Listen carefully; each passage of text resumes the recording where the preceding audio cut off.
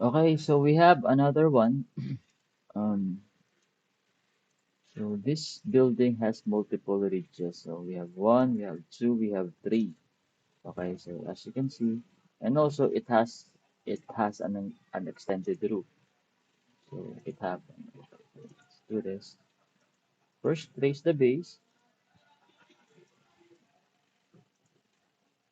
For this one, I think we need to cut and then adjust. Okay, so I'll teach you later how to do that.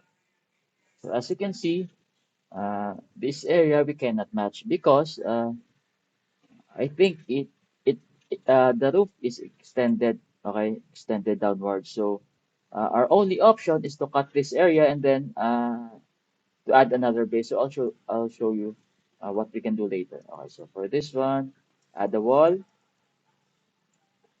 and again we need to make an imaginary square using our assist line. Okay, so it is very important that we utilize our assist line to help us with labeling. So we need to capture the ridge.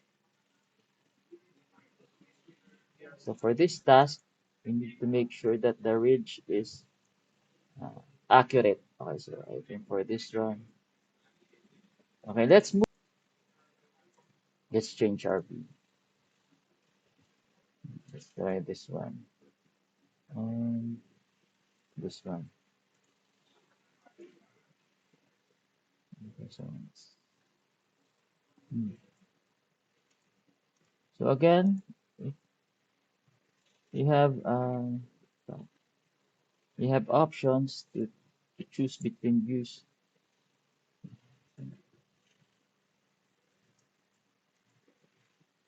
So I think this will do. So our ridge is a little bit short, so we can fix that.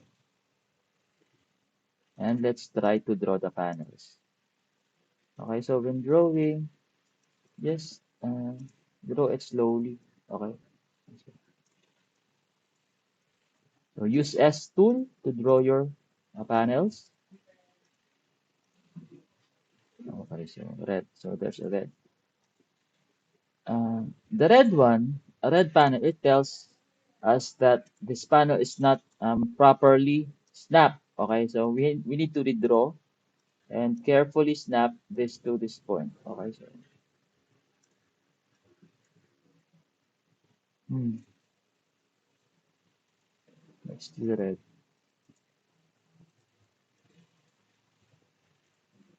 So for this one, it cannot snap. I wonder why.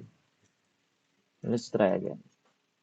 One, two, three, four. Okay, so again, so for this one, it's not snap also. Hmm, I wonder. So again, last two. So be patient when labeling your panels. Okay, do not rush. So I think we are done with our first panel. Next is we need to draw um what do you call this? Assist line from here. Let's connect to this panel. So make sure it will highlight,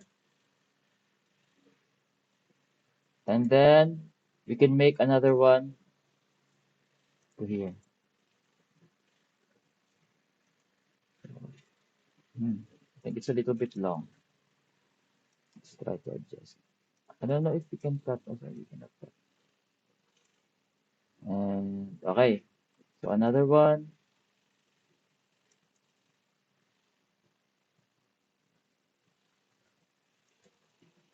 So first, we need to draw this one.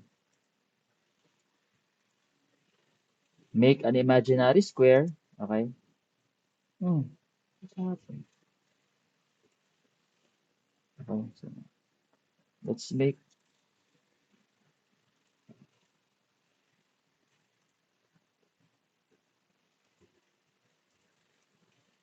one.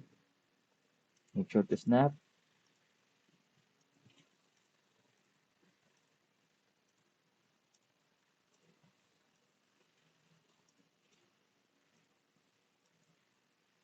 And then for this one,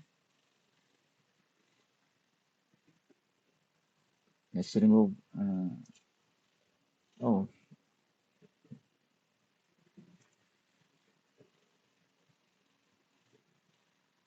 oh, it's better to snap here. Okay, so, hmm,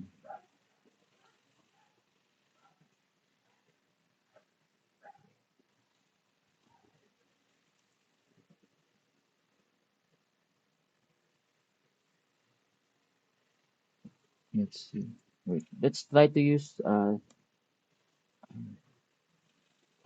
AutoFix first. So we have a better view, okay? So this, no. Okay, let's make an assist line.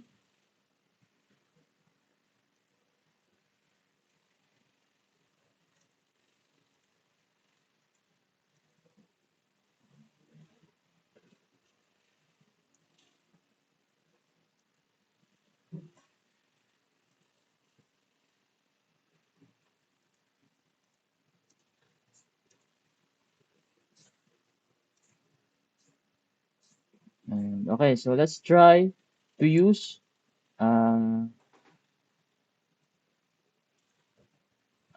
AutoFix again. So F4 to group, and then F4 to AutoFix.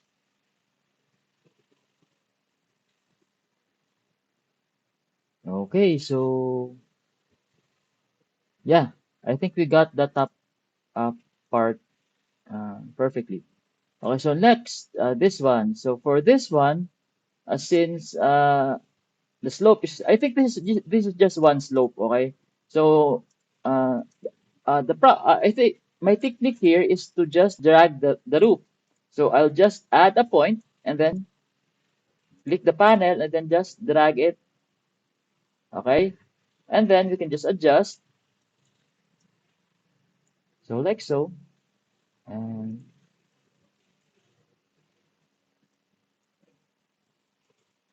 we can just move this one. So we'll just use the auto fix later, and then we can add the base below. So for extensions such as this one, we need to add a base like this one. Okay, so it doesn't matter if we have multiple bases below, as long that we capture the roof properly, then it is fine. So for this, how to add for me the best way to add a base is to just draw a line below. You can just insert this one, add, oh, you can add, okay, and then we can just, okay, so again, I'll draw,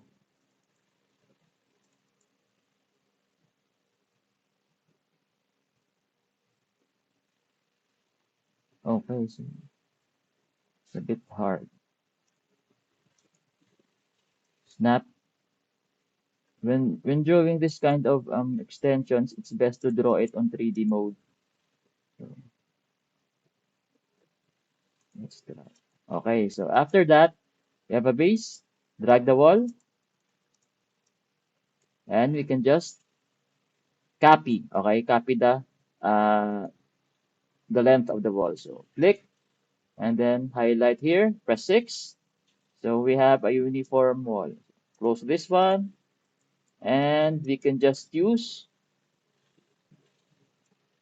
insert, insert. Oh, wait, let's insert more.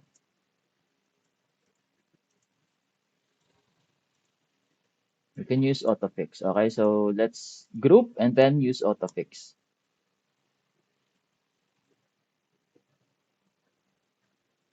And we can just delete this excess panel. So, okay, for this one, let's try to fix this manually. Okay, so since autofix wasn't able to fix this, we can use Shift Y to fix there's this purple panel. So again, Shift Y. Okay, so let's try to adjust using M. So for M, just press M mode and then you can just drag the panel. For example, I want to fix this panel, okay?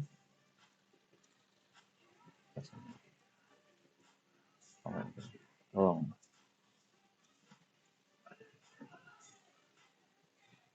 okay, so I think, okay.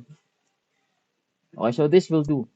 So another one, let's draw this part of the building. So even though it's a different material, the roof is a different material, still it has walls. So this can be counted as part of the building, not an extension. Okay, so just using Alt, and we can draw the top panel. So how to draw? Up, up, and then just close. Okay. And lastly, let's add the corner. Okay, so for the corner,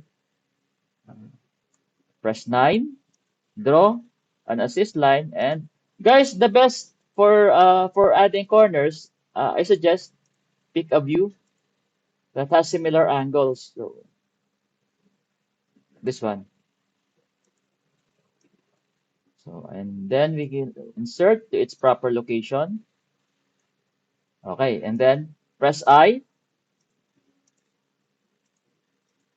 and just select and then group. And then let's try to autofix.